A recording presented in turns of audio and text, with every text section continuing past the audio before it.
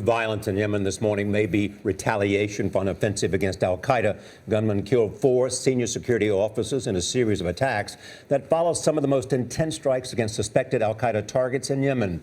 American drones took part in those attacks that killed dozens of suspected militants. Bob Orr is in Washington. Bob, good morning. We talked about this yesterday. What more do we know about these attacks?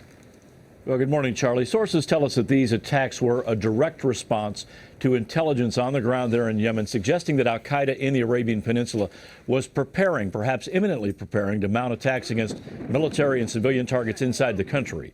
We're told that Yemeni forces backed by U.S. airstrikes over 48 hours hit multiple targets, including a terror camp where 24 suspected militants were gathered for training. Also, a missile strike on a car killed 10 operatives who were all riding together there. Bob, I know this was a joint operation with the Yemenis. Were there any American boots on the ground? As far as we can tell, no, Nora. The officials here tell us there were no American boots on the ground. But it is interesting. We also learned that U.S. helicopters apparently were used to transport Yemeni commandos into the attack zone.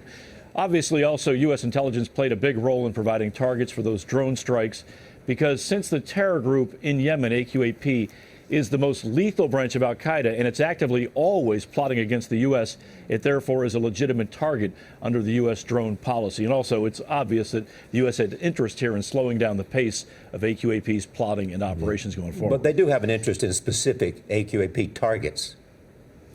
Well, they do, Charlie, and we can't say for sure that they targeted leadership in these strikes. They're worried about a couple of guys. One is named Nasser al-Waishi. He is the leader of al-Qaeda in the Arabian Peninsula, the second most powerful figure in the whole network. He recently led a rally in southern Yemen where he gathered together about 100 fighters and renewed his pledge to attack the U.S. Among al-Qaeda affiliates, AQAP is the most focused on attacking the American homeland, and Waishi is the guy behind that. Also, they're interested in the bomb maker Asiri, but there's no evidence so far that we got any major leaders in this series of strikes. All right, Bob, thank you for that reporting.